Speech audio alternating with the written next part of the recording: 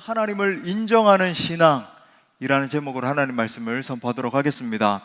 위대한 선교사 스탠리 존스가 인도에서 한참 사역을 할 때의 일입니다. 그날은 인도의 깊은 밀림 지역에 선교를 하러 들어갔는데 길을 잃어버리게 됐어요. 그래서 이제는 내가 이 깊은 밀림에서 죽는구나, 이제 사자에 먹히겠구나, 호랑이에게 먹히겠구나 막 공포에 떨고 있었는데 마침 저 옆에 보니까 벌목을 하고 있던 한 원주민이 있는 겁니다. 그 원주민에게 다가가서 이보시오, 내가 이렇게 길을 잃게 됐는데 내 길을 좀 찾아주십시오, 저를 좀 도와주십시오, 이렇게 부탁을 했어요.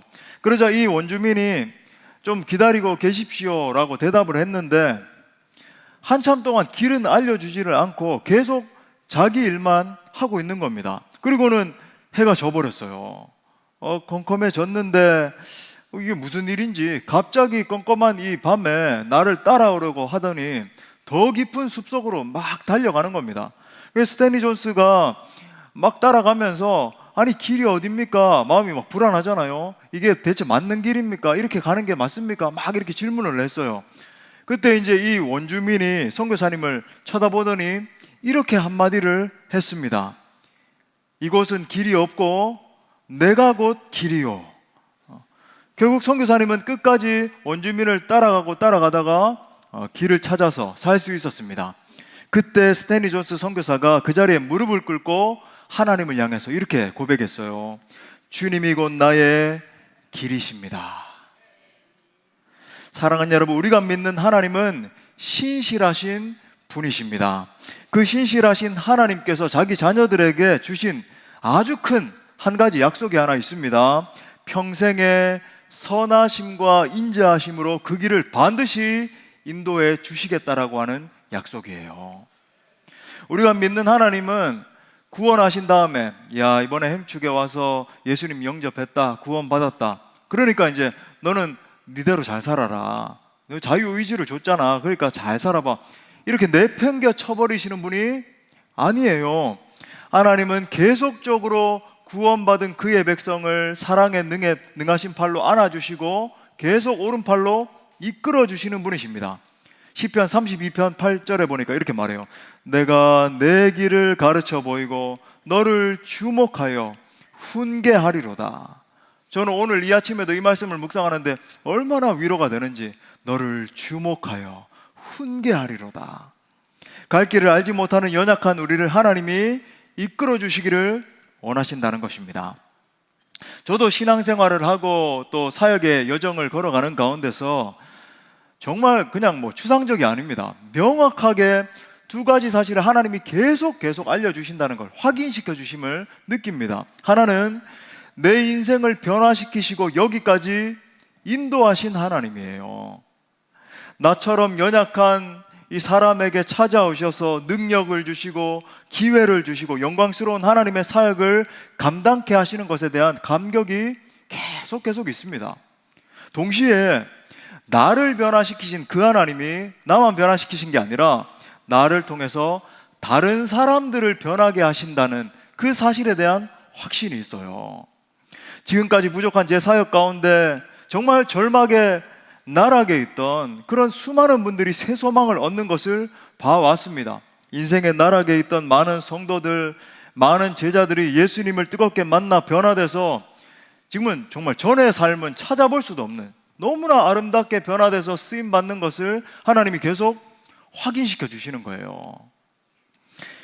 그런데 실제로 우리가 이제 인생 여정을 걸어가고 신앙생활을 이렇게 영위해서 걸어가다 보면은 야, 하나님이 나를 인도하시나 정말 인생의 막다른 골목과 같은 그런 시기를 만나기도 합니다. 진짜 그런 순간이 되면 모든 소망이 다 끊어진 것처럼 느껴지고 숨이 막 확확 막히면서 완전한 절망밖에 없는 것처럼 느껴질 때가 있잖아요. 그러면 이런 의심이 들어요. 우리 모두가 아마 이런 것들을 경험을 합니다. 하나님이 정말 나를 인도해 주시는가? 아니면 하나님이, 우리 찬양도 하는데 막 금요 성령 집회 나와서 막 눈물 흘리면서 은혜 받으면 하나님이 나를 지키시는 분이시다 하면 참 하나님 살아계신 것 같은데 정말 위기의 상황을 만나고 고통의 순간에 진짜 하나님이 나를 인도하시는 분이 맞으셔? 나를 지키시는 분이 맞으셔? 내 인생을 향한 하나님의 그 원대한 계획이 있다 그러는데 그 사실이 정말일까? 라고 하는 의심이 들 때가 있는 거예요. 자, 여러분, 이처럼 하나님의 인도하심에 대한 그 의심이 조금이라도 내 마음 가운데 이렇게 모락모락 피어난다라고 한다면 오늘 말씀을 붙드셔야 됩니다. 자, 오늘 다시 한번 우리가 5절과 6절 말씀 핵심 구절인데 같이 한번 읽겠습니다. 시작. 너는 마음을 다하여 여호와를 신뢰하고 내 명철을 의지하지 말라. 너는 범사의 그를 인정하라. 그리하면 내 길을 지도하시리라. 아멘. 자, 오늘 본문에 보면은 굉장히 단순한 말씀 같은데 또 우리 기존 성도들은 굉장히 익숙한 말씀이거든요. 근데 굉장히 중요한 우리가 붙들어야 되는 원리가 들어 있습니다. 그러니까 쉽게 말해서 주님은 아무나 인도하시진 않는다는 거예요. 그냥 내가 예수 믿기로 작정했으니까 뭐 인도해 주시겠지. 아니에요. 몇 가지 우리가 조건을 붙들어야 됩니다. 우리 하나님은 그죠? 이 신앙 가운데 서 있을 때 우리를 인도하신다. 자, 말씀을 통해서 나를 인도하시는 하나님에 대한 확신을 품으시고 그리고 이 믿음의 원리를 붙들므로 말미암아 세상 끝날까지 하나님의 인도를 받고 하나님 앞에 놀랍게 쓰임받는 모든 주의 권속들 되시기를 간절히 축복합니다. 자, 세 가지 원리를 우리가 붙들겠어요. 첫 번째는 하나님을 신뢰하는 것이 그분을 인정하는 신앙의 기초입니다. 우리 한번 따라해 볼까요? 하나님을 신뢰하는 것이 그분을 인정하는 신앙의 기초이다. 자, 제가 이 논지를 왜 말씀을 드렸냐면 쉽게 말해 이런 겁니다. 이 파운데이션, 이 반석 위에 신앙이 서야 그때부터 신앙이 점점점 신앙이 성장한다. 그죠? 하나님의 인도를 받을 수 있다. 그런 의미예요. 자, 오늘 5절 상반에 보니까 오늘 어려운 그런 진리는 없습니다. 굉장히 명료해요. 5절 상반에 보니까 너는 마음을 다하여 여호와를 신뢰하라 이렇게 말해요. 여기서 이제 신뢰하라에 쓰인 히브리어 원어가 뭐냐면 베타흐라고 하는 단어를 썼는데 히브리어는 이런 이제 발음이 많거든요. 무슨 루아흐, 베타흐 히브리어 방송 같은 거 보면 루아흐 뭐 이런 표현이 많이 나옵니다. 이 베타흐라고 하는 단어인데 이건 뭐냐면 어떤 대상에게 내 몸을 갖다가 완전히 lean on, 완전히 기울여서 그 대상에게 전폭적으로 의지하는 모양새를 나타내는 겁니다. 그러니까 완전한 의탁과 신뢰를 말하는 거죠. 삶의 모든 영역에 있어서 이런 거죠. 어떤 영역은 의지하고 어떤 영역은 의지하지 않고 이게 아니라 내 삶의 모든 내 전 존재를 갖다가 하나님께 기울여서 그죠? 완전히 기울여서 의지하는, 맡겨버리는 태도를 말하는 겁니다. 제가 종종 말씀드리지만 절대 신앙이라고 할 수 있죠. 전폭적인 믿음이라 그럴까요? 우리 한번 따라합시다. 절대 신앙. 예, 이 모습을 말하는 거예요. 내 자신의 능력을 의지하지 않고 전적으로 하나님을 의지하는 믿음의 태도를 말하는 것입니다. 물론 하나님은 자비로우신 분이시고 또 우리를 존중하시기 때문에 우리 각자에게 자유의지 그리고 능력을 주셨습니다. 지금도 그죠? 우리가 우리의 능력을 가지고 손도 들어 올릴 수 있고 고개도 돌릴 수 있고 지금 마치고 나면 나가서 뭐 국수도 드실 수 있고 다 우리 능력대로 다 하잖아요. 그런데 보십시오. 내게 능력이 있다라고 생각을 하지만 내가 내 능력만 가지고 인생의 이 어려운 문제들을 다 헤쳐나가기가 쉽지 않다는 겁니다. 생각해 보십시오. 여러분, 우리는 우리의 인생을 살아가는 가운데서 수많은 결정을 내려야 돼요.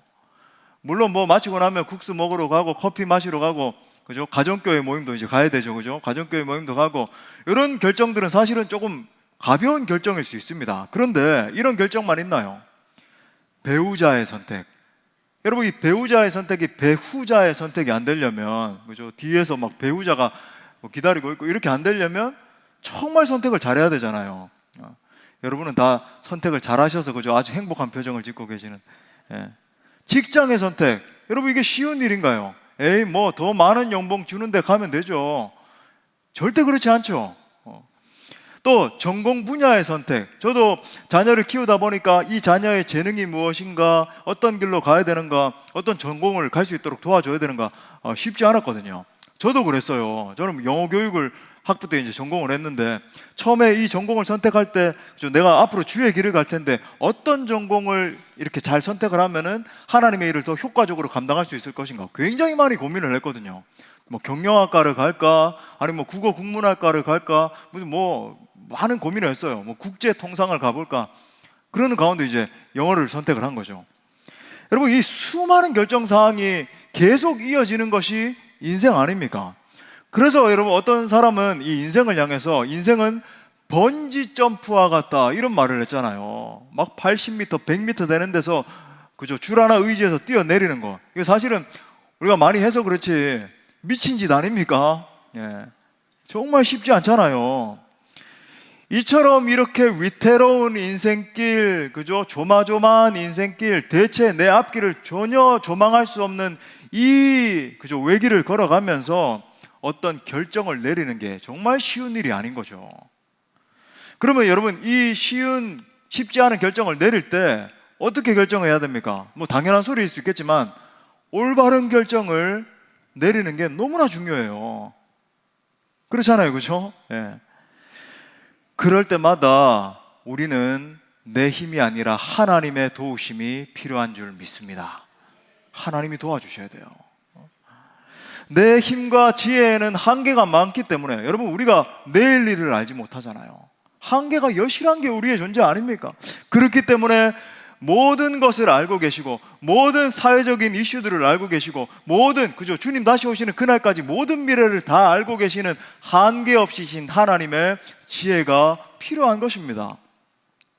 우리는 무엇이 정말 좋은지 어떤 길이 정말 옳은 길인지 알지 못해요. 하지만 하나님은 우리 인생에 가장 필요하고 가장 좋은 것을 알고 계십니다.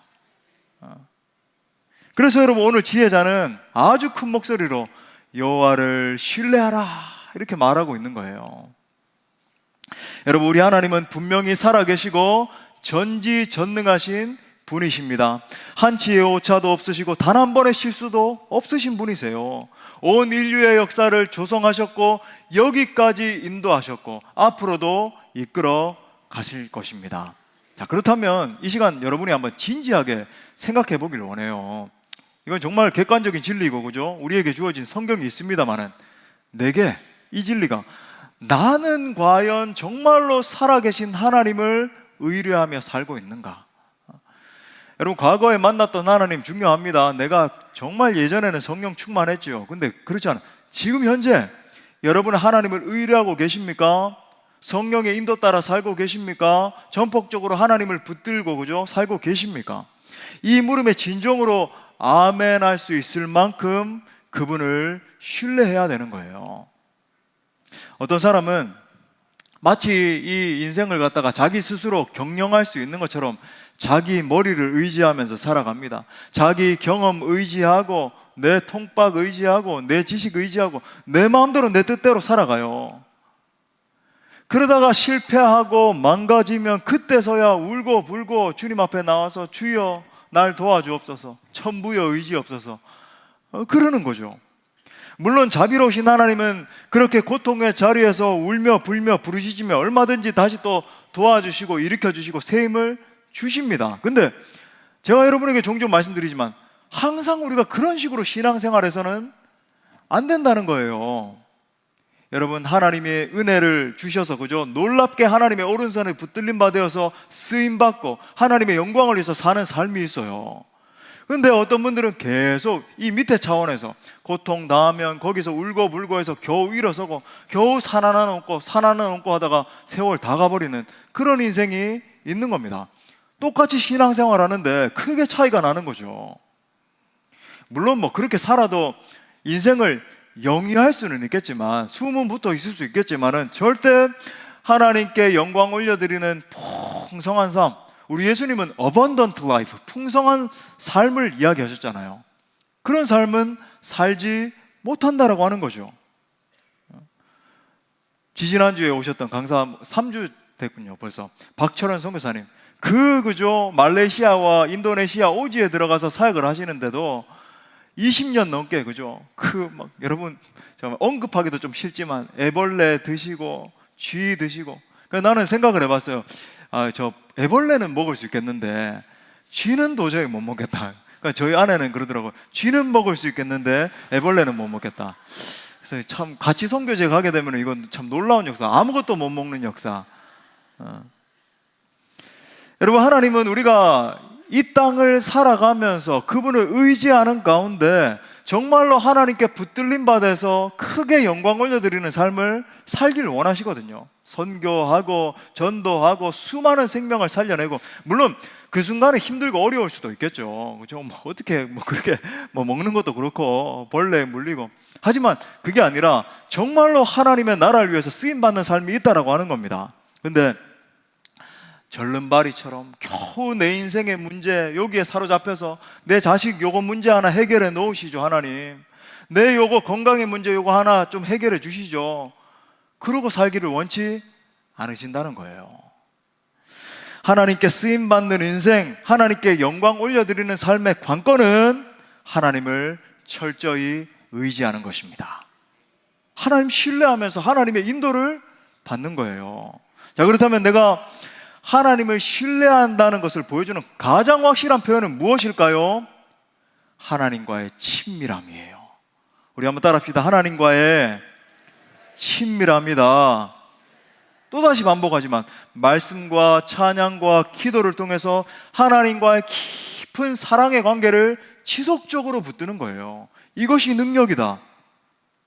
저는 성경에서 하나님과의 이 친밀한 사랑의 관계를 가장 잘 보여주는 표현이 바로 이 요한복음 15장 5절부터 7절이라고 생각을 합니다. 한번 보십시오. 우리 주님이 이렇게 말씀하세요. 나는 포도나무요 너희는 가지라. 그가 내 안에 내가 그 안에 거하면. 그죠? 주일학교 선생님들 그리고 여기 부모님들 자녀들에게 이 말씀 얼마나 많이 강조하나요? 나는 그렇게 살지 않고, 그죠? 너무나 명료하잖아요. 내가 그 안에 그가 내 안에 거하면 어떻게 된대요? 사람이 많은 열매를 맺는다. 그죠? 이게 열매 맺는 비결이다. 나를 떠나서는 너희가 아무것도 할 수 없음이라. 근데 반대로 사람이 내 안에 거하지 아니하면 가지처럼 밖에 버려져 마르나니 사람들이 그것을 모아다가 불에 던져 사르느니라.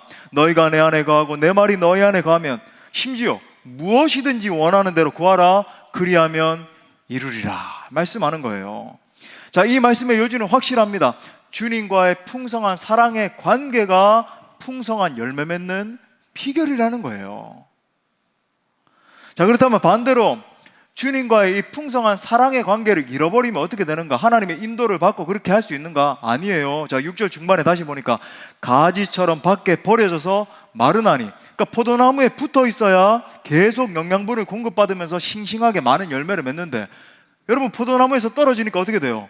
바싹 마른 나무가 되니까 사람들이 보고, 보십시오, 이게 어떤 대비를 이루는가? 주님 손에 붙들려야 쓰임받고 아름답게 되는데 사람 손에 붙들린다는 게 뭐예요? 아주 비천한 존재로, 원래 풍성한 열매를 맺고 주님 앞에 정말로 존귀하게 쓰임받아야 되는데 사람 손에 붙들린다는 것은 아주 비천한 존재가 돼서 모아다가 불에 던져 사르느니라, 이런 존재가 된다는 거예요. 그저 쓰임받지 못하는 정도가 아닙니다. 여러분, 버림받고 나중에 심판받는다는 내용이 여기 들어있는 거예요. 그러므로 사랑하는 형제 자매 여러분, 주님과의 이 친밀한 사랑의 관계를 여러분 인생의 가장 첫 번째에 두십시오. 우리 공동체가 하고 있는 이 경건훈련, 저는 참 이렇게 이번 한 해 경건훈련을 하면서 많은 지체들이 간증하는 거예요. 목사님 너무나 유익합니다. 제가 영적으로 성장합니다. 시도 때도 없이 말씀을 읽고 1시간씩 기도하고 해야 되니까는 하나님의 임재 가운데 머물고 있습니다. 가정교회에서도 풍성하다는 그런 간증들이 많고 너무너무 감사한데, 이 경건훈련에 뛰어들지 못하고 있는 지체들도 있는 거죠. 여러분, 우리가 이 경건훈련을 하는 것은 딱딱한 어떤 율법 훈련하는 게 아닙니다. 경건훈련은 그냥 경건훈련이 아니에요. 오늘 주님의 논지에 따르면 살고 죽고의 문제죠. 예수님과의 친밀한 사랑의 관계가 풍성하고 아름다운 열매를 맺는 유일한 길이다. 그러므로 저는 주님을 전폭적으로 의뢰하는 여러분의 발걸음을 주님께서 인도하시고 여러분의 인생을 통해서 많은 열매를 거둘 수 있기를 간절히 축복합니다. 자, 두 번째 원리, 자기 명철을 버릴 때 하나님을 인정하는 신앙을 가질 수 있습니다. 또 한번 따라합시다. 자기 명철을 버릴 때 하나님을 인정하는 신앙을 가질 수 있다. 또 오늘 너무 명확하죠. 5절 하반에 보니까 내 명철을 의지하지 말아라. 자, 여기서 이제 말하는 명철은 히브리어로 바나라고 하는 단어를 쓰고 있는데, 이거 성경에서 말하는 다른 구절들에서 말하는 지혜와는 다릅니다. 여러분 아시는 것처럼 성경의 많은 구절, 특별히 우리가 읽은 이 잠언서만 봐도 많은 구절에서 하나님이 부어주시는 지혜를 의지해야 된다, 지혜의 하나님을 바라봐야 된다 강조하거든요. 그럼 여기서 말하는 명철은 뭔가? 이건 성경이 말하는 지혜와 구분되는 세상적인 명철, 지혜를 말하는 거예요. 우리가 인간적으로 받는 교육이나 훈련을 통해서 습득된 지식, 그죠? 인간의 어떤 꾀나 도모, 계획 같은 걸 말하는 겁니다. 자, 근데 흥미로운 건 뭐냐면 이 세상을 이끌어가는 힘의 핵심이 바로 여기서 말하는 세상적인 명철이죠. 근데 굉장히 놀라운 건 뭐냐면 이러한 세상적인 지혜의 양날이에요. 양날이에요. 이러한 세상적인 명철이 발휘됨을 통해서 과학이 발전하고 문명이 진보하고 인간이 지금도 우리가 그러고 있는 것처럼 느껴지죠. 느껴지는 거예요. 편리한 삶을 향유하고 있잖아요. 그런데 여러분, 이러한 세상적인 명철의 다른 한 끝에 날은 매우 파괴적입니다. 이 세상 명철이 발휘되면서 인간을 파괴하고 있는 수많은 결과들을 보십시오. 하나님이 창조하신 이 아름다운 자연 만물을 파괴하고 지금도 저 아름다운 바다에다가 막 수십 톤의 오염수를 막 방사능을 막 쏟아붓고 대량 살상 무기로 우리가 아는 아이들이 갖고 나는 드론, 그죠? 이런 걸 가지고 참 재밌네, 이게 아니잖아요. 사실 이게 군사 무기 아닙니까? 우리도 청년 중에서 이제 부부가 됐지만 이 드론 조종사도 있어요. 가가지고 막 공격하는. 예, 지금도 러시아나 이스라엘 저런 데 보면은 드론을 가지고 수십 명, 수백 명을 동시에 사살을 하고, 여러분 또 아는 것처럼 상대성 원리, 이게 확대되니까 나중에는 어떻게 됐나요? 이게 핵을 갖다가 개발하는, 얼마나 이 핵 때문에 한번 핵이 터지면 어떻게 된다 그러나요? 수소폭탄 같은 거는 수십만 명이 그냥 한 방에 없어질 수 있는 그런 무기가 되고, 그러므로 여러분 우리가 반드시 인식해야 되는 점이 무엇인가? 인간 지식, 인간의 지혜, 인간의 이 명철의 한계가 너무나 명확하다는 점입니다. 이걸 알아야 돼요. 우리 한번 따라합시다. 지적 교만은 지적 파멸을 가져온다. 우리가 겸손히 우리 또 지체들 가운데, 우리 젊은 지체들 가운데 옆에 우리 엔지니어로 수고하시는 많은 지체들 계시잖아요. 과학자로 있는 지체들 많이 계십니다. 여러분 반드시 알아야 돼요. 우리가 그걸 알고 여러분 회사에서도 열심히 일도 하고 해야 됩니다. 우리가 지적 교만에 이를 때 파멸에 이를 수 있구나. 하나님을 대적하는 차원에까지 이를 수 있구나. 우리가 경계하면서 어떻게 하면 하나님 안에서, 하나님 주시는 지혜 안에서 이것을 발전시켜 나갈 것인가 계속 연구해야 돼요. 질문하면서, 그죠? 이게 대표가 바벨 사건이고, 예레미야 17장에 보면 자신의 지혜를 의지하는 자는 결국 파멸에 이르게 될 것이라고 말씀합니다. 17장 5절에 보니까 여호와께서 이와 같이 말씀하시니라. 무릇 사람을 믿으며 육신으로 그의 힘을 삼고 마음이 여호와에게서 떠난 그 사람은 저주를 받을 것이니라. 주님의 음성이에요. 자, 이와 관련해서 우리 개인에게 적용을 할 때 우리가 반드시 이르러야 되는 지점이 있습니다. 많은 신자들이 중요한 결정을 내릴 때 하나님께 물어보지 않고 그냥 결정하죠. 결정의 근거가 하나님의 말씀이 아니라, 기도 가운데 성령께서 주시는 그 영감이 아니라 자기 판단력이에요. 내 경험에, 내 지식에, 내 지혜에 이게 옳은 거고, 이렇게 할 때 더 많은 수익을 거둘 수 있고, 여기에 머물러 있는 거죠. 하나님께 깊이 기도하지 않고 자기의 생각대로 결정을 내립니다. 예를 들어 직장을 선택할 때 더 좋은 조건, 더 좋은 환경, 더 좋은 가능성만 따지는 거예요. 그 결과는 어떠할까요? 여러분 보십시오. 우리가 볼 때 당장은 이게 이렇게 선택을 하면은 더 좋은 환경이 열어지겠지. 근데 여러분 그때부터 영적인 방황이 일어나기 시작해요. 정말 하나님이 주시는 그러니까 영적인 풍성함 가운데 어떻게 하면 내가 더 하나님께 가까이 갈 수 있고, 어떻게 하면 내가 더 하나님의 임재 가운데 머물 수 있고, 어떻게 하면 내가 복음을 위해서 더 쓰임 받을 수 있을까? 이건 연봉을 더 많이 주고 아니고가 아니라, 어떤 사람을 유력한 사람의 근처에 가고 아니고, 그게 아니라 하나님의 영광을 위해서 내가 더 효과적으로 쓰임 받을 수 있는 길이 무엇인가? 이 질문을 던지지 않았을 때 여러분 그때부터 영적으로 방황이 일어나기 시작해요. 그러니까 당장 내 눈에는 좋게 보일지 모른다 할지라도 그 결과는 더 큰 어려움과 더 큰 환란이 시작이 되는 거죠. 결과적으로는 이 인생을 통해서 하나님의 거대한 뜻을 이루는 삶을 살게 되는 게 아니라 한참을 빙빙 돌면서 마치 40년 동안 광야를 유리했던 그 이스라엘 백성들과 같은, 그러다가 여러분 1세대는 다 죽었잖아요. 그런 삶을 살다가 인생을 마감할 수 있다는 것입니다. 아주 불행하죠. 한 번밖에 없는 인생인데. 여호수아 9장에 보면은 여호수아도 아주 큰 실수를 저지르거든요. 하나님이 여호수아에게 가나안 땅을 정복하라, 그 다음에 이제 정복한 다음에 그 땅 거민들과 계약을 맺으라 그랬나요? 절대로 계약 맺으면 안 된다 그랬나요? 계약 맺으면 안 된다 그랬거든요.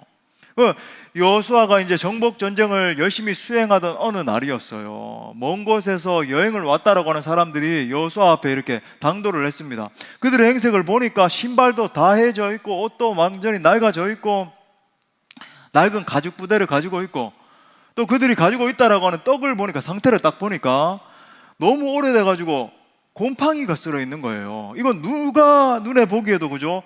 오래된 떡이다. 이 사람들 정말 굶주렸겠구나. 근데 이 사람들이 사실은 전략적으로 오래 묵혀놨다가 그렇게 떡을 준비를 했거든요.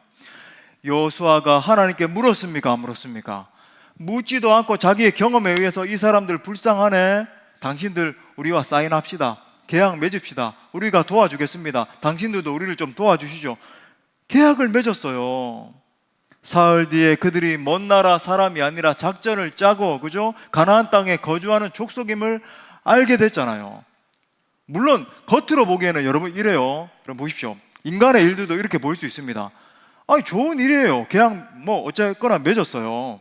왜? 그 사람들도 어렵고 또 서로 좀 상부상조하자고 이렇게 맺은 계약인 것처럼 보일 수 있습니다.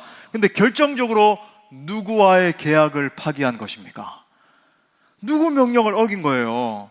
하나님의 명령을 저버린 꼴이 된 거죠. 돌이킬 수가 없게 된 겁니다. 지난 금요 성령 집회도 말씀드렸지만은 성도됨의 가장 중요한 지표가 무엇인가? 예수님께서 진짜 나의 삶의 주인이시고 내 인생의 주권자가 되시는 것입니다. 자, 여기에 있는 우리 사랑하는 지체들, 또 우리 행축을 통해서 이번에 예수님 영접한 많은 지체들 계시잖아요. 또 등록하실 지체들도 계시고. 아멘. 여러분들이 정말로 예수님을 주로 영접하고 그죠? 구원받고 그 은혜도 너무 중요해요. 근데 이제부터 여러분의 진짜 구주가 되셔서, 예수님이 정말 주권자가 되셔서 여러분을 이끌어 가시는 제자의 삶이 너무나 중요하다라고 하는 것, 제가 지금 강조드리고 있는 겁니다. 그러니까 인생길을 걸어갈 때 예전에는 내 자력을 의존해서 걸어가고 내 경험을 의존해서 걸어갔는데, 이제는 성령 하나님의, 성령님은 예수님의 영을 성령님이라 그래요. 주님께 묻고 하나님의 인도 따라 걸어가는 삶을 살기로 결정하는 거죠.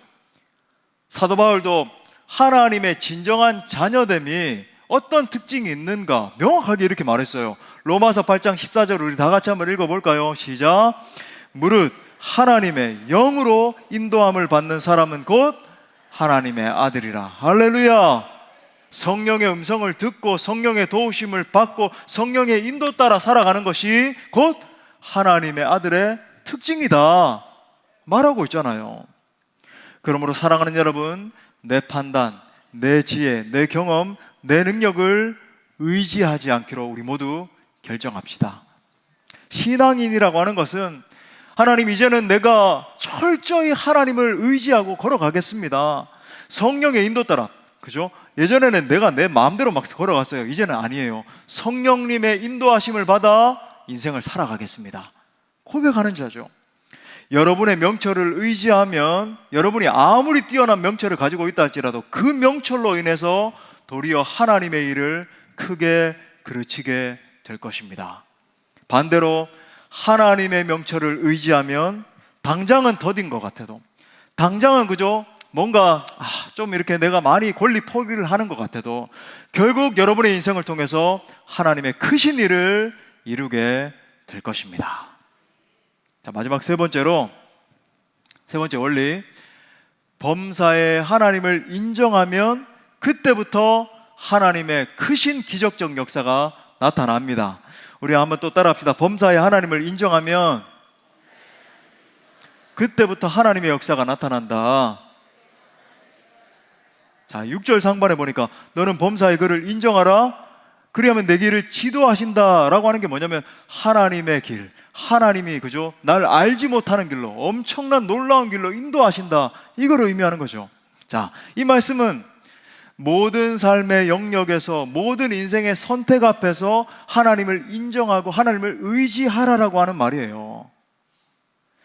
그런데 많은 사람들이 아멘, 이 말씀 들을 때는 내가 하나님 인정하는 것처럼 보이고, 하나님, 내가 범사에 하나님을 인정합니다, 이렇게 고백을 하는데 실제로는 범사에 하나님을 인정하지 않습니다. 이게 이제 문제인 거죠. 예가 되는 좀 질문을 던져보겠어요. 여러분은 너무 좀 직접적이 아닌가 이렇게 생각할 수 있겠지만, 여러분 정말 비수에 꽂히는, 여러분의 재정을 사용하실 때 하나님께 물어보고 사용하십니까? 아니면 여러분 그냥 자기대로 사용하십니까? 이거 뭐 내 건데 내 마음대로 하는데 뭐 어때? 11조만 하나님 거지. 혹시 그러지 않으세요? 여러분이 여러분의 시간을 사용하실 때, 여러분 정말 이 시간이라고 하는 것이 내가 태어났으니까 내 마음대로 쓰는 거지, 하나님이 기회를 주시지 않으면 여러분 이 시간이 다 헛되게 날아간다는 거 여러분 아세요? 이 귀한 시간을 사용하실 때 하나님의 뜻을 구하면서 시간을 사용하십니까? 아니면 여러분 마음대로 사용하십니까? 여러분이 결혼할 배우자를 선택할 때, 아니면 여러분 자녀의 배우자를 선택을 할 때, 또 여러분의 학교를 선택을 할 때, 여러분의 직업을 선택할 때 하나님을 철저히 의지하고 계십니까? 자, 그렇다면 여러분 가장 적극적으로 범사에 하나님을 의지하는 것은 어떤 의미일까요? 하나님을 의지하는 사람이 반드시 붙들어야 되는 것, 그것은 바로 범사에 기도하는 것입니다. 우리 한번 크게 따라합시다. 범사에 기도하라. 예, 오늘 말씀에 이 논지를 그대로 옮겨와서 사도 바울이 데살로니가전서 5장 17절에서 이렇게 말해요. 쉬지 말고 기도하라. 쉬지 말고 기도하라. 이거보다 더 명료한 진리가 어디 있습니까? 쉬지 말고 기도하라. 그러면 이렇게 생각할 수 있어요. 아니, 쉬지 말고 기도하라 참 좋은 말씀인데 목사님 어떻게 쉬지 말고 기도하나요? 잠도 자야 되고 그죠? 일도 해야 되고 밥도 먹어야 되고 하는데, 그런 의미가 아니죠. 여러분, 쉬지 말고 범사에 기도한다라고 하는 것은 하나님을 내 인생 중심에 그죠? 완전히 모셔드리는 것을 말하는 거예요. 내 인생의 모든 선택 앞에서 범사에 하나님 인정한다는 것은 하나님 모든 선택 앞에서 내가 하나님의 뜻을 인정해드리고 순복하기를 원합니다. 바로 그런 거죠. 전에는 내 고집대로 내 주장대로 그렇게 살아왔는데 이제는 내 삶의 주도권을 주님께 내어드리고 내 스스로를 통제하는 것을 포기하기를 원합니다. 그런 뜻이에요. 아주 좋은 책인데 꼭 한번 일독을 권합니다. 하나님의 임재 연습. 이 하나님의 임재 연습을 쓴 수사 로렌스 형제죠. 중세시대 브라더 로렌스가 이런 말을 했어요. 일하는 시간과 기도하는 시간이 따로 떨어져 있지 않다. 여러분, 이 말 굉장히 중요한 말이에요. 좀 적어 놓으시죠. 음미하십시오. 일하는 시간과 기도하는 시간이 따로 떨어져 있지 않다. 아주 심오하고 대단한 말이죠. 그러니까 일하는 시간이 기도하는 시간이고 기도하는 시간이 일하는 시간이란 말이에요. 그럼 이런 질문 던져야 돼요. 어떻게 그것이 가능할까? 브라더 로렌스의 이 책을 한번 읽어보십시오. 우리 총신 다닐 때 제가 1학년 때 뭐 전교생이 다 읽었거든요. 이 책을. 저는 참 양지에 앉아서 이 책을 막 그죠? 읽으면서 얼마나 감격했는지. 이 로렌스는 그의 삶의 모든 영역에서 하나님의 임재를 느꼈습니다. 브라더 로렌스가 여러분 아시는 분들 아시겠지만 수도사 중에서도 수도원에서 날마다 기도하고 예배 집례하고 이런 수사가 아니었고 식당에서 요리하고 부엌에서 칼질하고 하던 그런 수사였어요. 근데 여러분 그 수많은 수도사들이 있었지만 그 중에서 브라더 로렌스가 가장 깊이 하나님의 임재를 경험한 겁니다. 그래서 여러분 그가 쓴 책을 지금도 수많은 사람들이 읽고 그죠? 하나님의 임재를 막 경험하거든요. 수도원에서 요리를 할 때 상상해 보세요. 요리를 탁탁탁 하고 국도 끓이고 하면서 그 다음에 다 이제 다른 수도사들이 밥을 다 먹고 나면은 설거지도 막 열심히 했지 않겠어요? 막 설거지를 하고 바닥을 걸레로 닦고 하면서 매 순간 매 시간을 하나님의 임재를 누리면서 그렇게 살았던 거죠. 자, 오늘날 믿는 자들이 정말 기도하지 않는 이유가 뭘까? 왜 매 순간 하나님의 임재 가운데 나아가질 않는 걸까? 쉽게 말하면 내 마음대로 살고 싶어서 그렇습니다. 예수 믿는 자나 믿지 않는 자나 별반 다름이 없는 것 같아요. 주님 앞에 나왔을 때는 하나님 경배합니다, 예수 어린 양 존귀한 이름 찬양하는데 내 삶의 자리에 가면은 목사님 그죠? 목사님 말씀 너무 좋은데 이제부터는 저 문 밖에서부터는 내 마음대로 좀 살겠습니다. 여러분 어떻게 하면 여러분 이런 일들이 발생할까? 왜 계속 이런 쳇바퀴 돌듯한 신앙생활이 반복되는 걸까? 기도하기를 쉬면 하나님 중심이 아니라 내 자아 중심으로 반드시 살게 돼요. 제가 종종 말씀드리잖아요. 우리의 영혼은 너무나 부패해서 가만히 내버려두면 하나님의 임재 밖으로 점점 가게 됩니다. 그러니까 가만히 놔두면 중간에 있는 게 아니라 가만히 놔두면 반드시 점점 하나님을 벗어나다가 어느 순간이 되면 불신자와 거의 뭐 다를 바가 없는 경지에 이르게 돼요. 놀라운 역사가 일어나죠. 기도라고 하는 것은 하나님께 내 모든 생각과 내 뜻을 그저 올려드리는 걸 말하는 거죠. 내 뜻을 포기하고 하나님께 완전히 복종하기를 원합니다. 그러니까 쉬지 않고 기도한다라고 하는 것은 날마다 매 순간마다 모든 내가 가는 장소에서 내가 만나는 사람들 속에서 내가 영위하는 그 시간 속에서 나를 쳐서 하나님께 복종해 드리는 태도를 말하는 거예요. 그러니까 쉬지 않고 기도하는 사람이야말로 진정으로 하나님의 주권을 인정해 드리는 사람인 것입니다. 모든 것을 하나님께 맡기는, 기도하면서 모든 것을 하나님께 맡기면 여러분 그때부터 놀라운 일이 일어나기 시작해요. 내가 알지 못하는 아주 신비스러운, 하나님은 내 생각을 뛰어넘는 분이시다, 하나님은 전능하신 분이시다, 우리가 고백하잖아요, 그죠? 근데 그 하나님의 전능하심이, 하나님의 전지하심이 내 삶에 기적적으로 실제로 구현되는 것을 경험하기 시작합니다. 모압 여인 룻의 이야기 여러분들 너무 잘 아시지 않습니까? 룻은 상황적으로 보면은 인생 최악의 상황을 만났어요. 우리가 살다가 뭐 이 정도의 어려움을 겪는 게 쉽지 않을 정도로 엄청난 기근이 닥치고 남편도 죽고 없는데 시어머니를 따라서 다 배신하고 떠나가는데 나는 어머니를 따라가겠습니다 하면서 이스라엘로 온 여인 아닙니까? 그 땅 가운데서도 어떻게 살아야 될까 곰핍한 가운데 방향성도 없고 막 떨고 있는데 하나님의 섭리가 그녀를 따라오는 거예요. 하나님이 함께 하시는 거죠. 그러니까 우연하게 그때부터 그죠? 인생의 역전이 일어나기 시작하는데, 하나님은 여러분 복을 주시는데 제가 말씀드렸죠. 낙하산으로 배달해 주시는 게 아니라 그죠? 배달의 민족으로 배달해 주시는 게 아니고 사람을 만나게 하시는 거예요. 보아스를 하나님의 때에 만나게 하시면서 그로부터 큰 도움을 얻게 하시죠. 나중에 보아스와의 사이에서 다윗의 자손이 태어나게 되고 결국 예수님이 태어나시잖아요.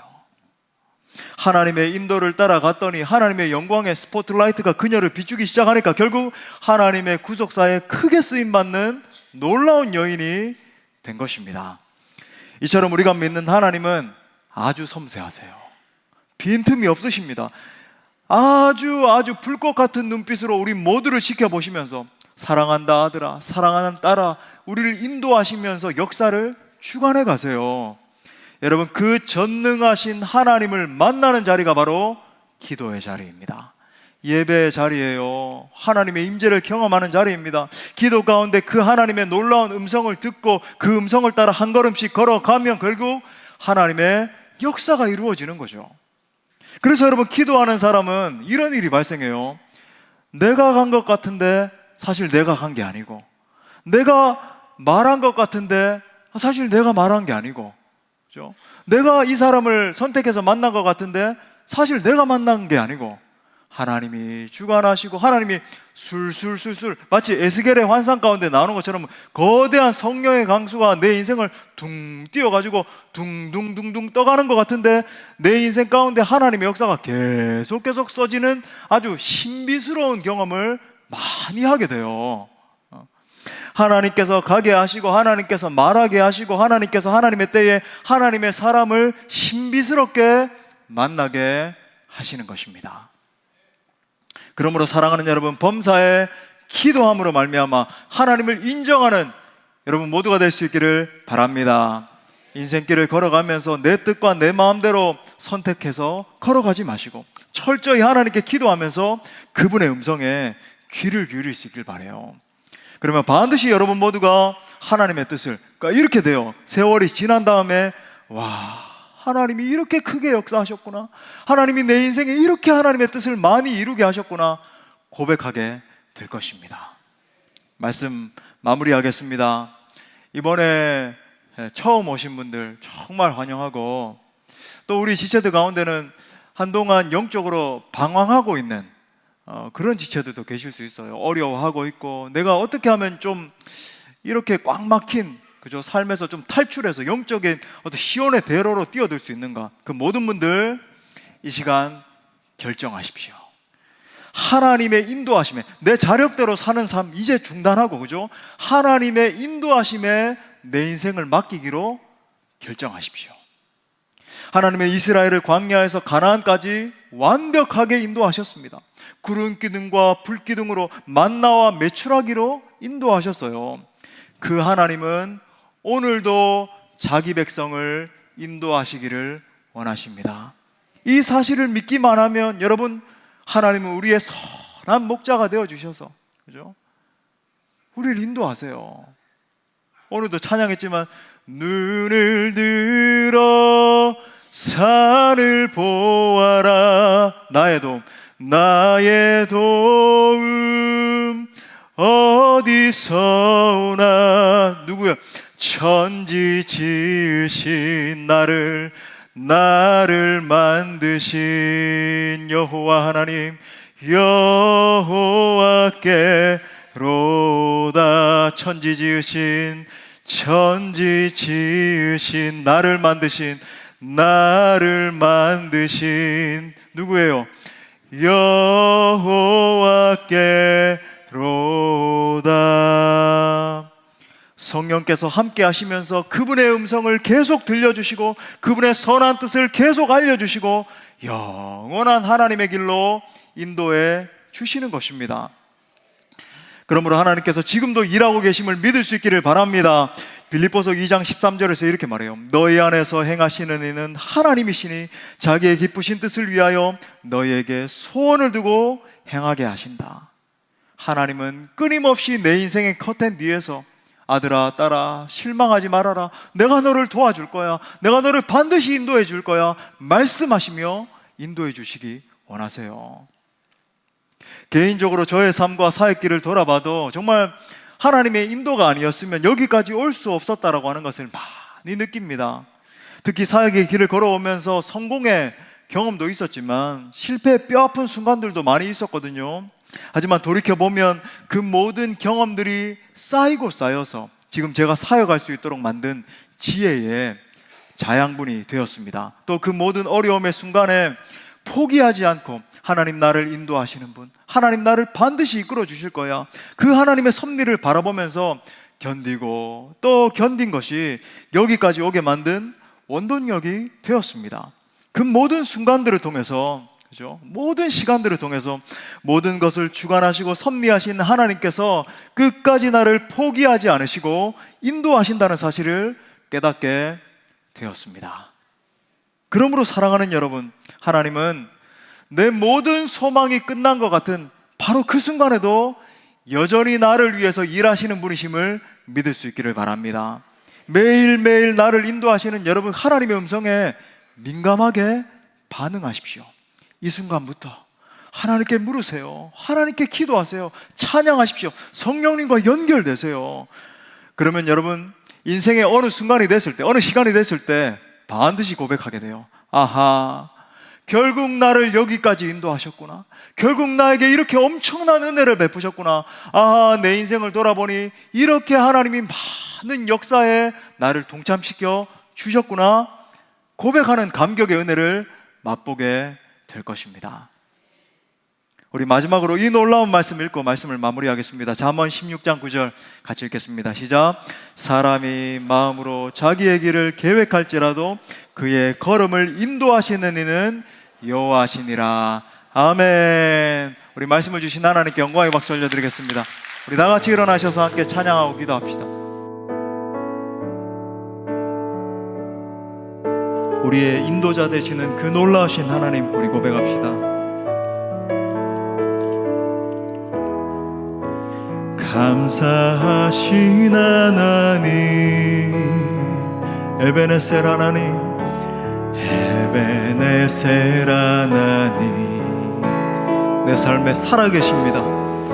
살아계신 하나님, 에베네셀, 에베네셀 하나님, 여기까지 인도하셨네요. 여기까지 인도하셨네. 감사하신 하나님, 여기까지 인도하셨네. 살아계신 하나님, 감사하신 하나님, 에베네셀 하나님, 살아계신 하나님, 에베네셀 하나님. 놀라우신 주님 바라보며 감사하신 하나님 고백합시다. 감사하신 하나님, 에베네셀 하나님, 분명히 살아계신 놀라우신 줄, 살아계신 하나님, 에베네셀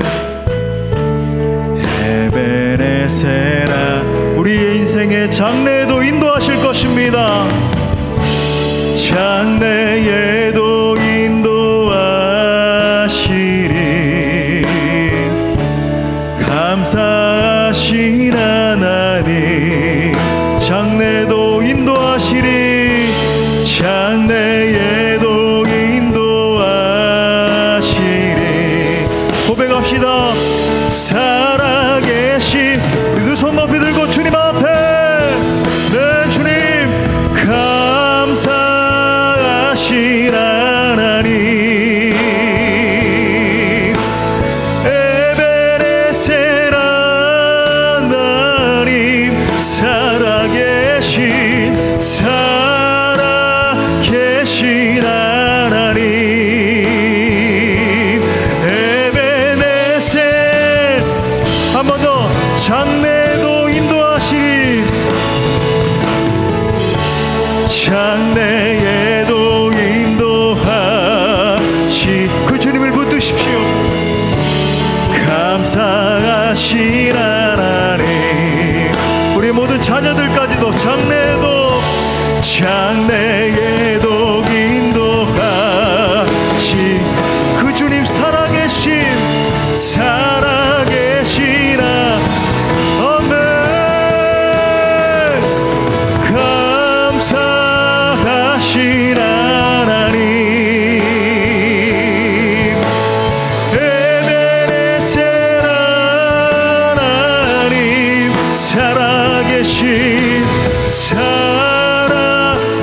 살아계신 하나님, 에베네셀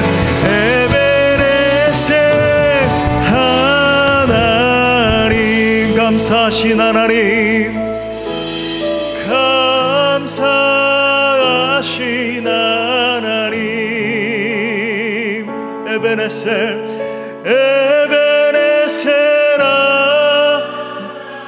할렐루야. 살아계신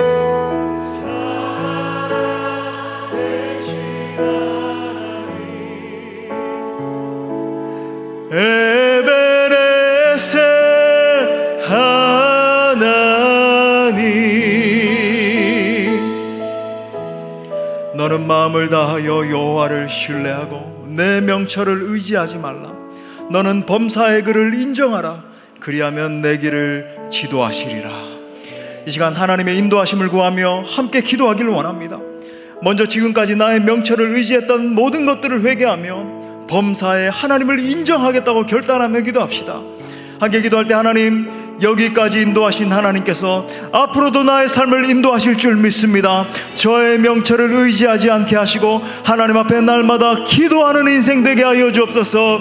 그래서 남은 2024년도 하나님의 인도하심을 경험케 하여 주옵소서. 저의 인생을 통해서 하나님의 뜻을 이루게 하여 주옵소서.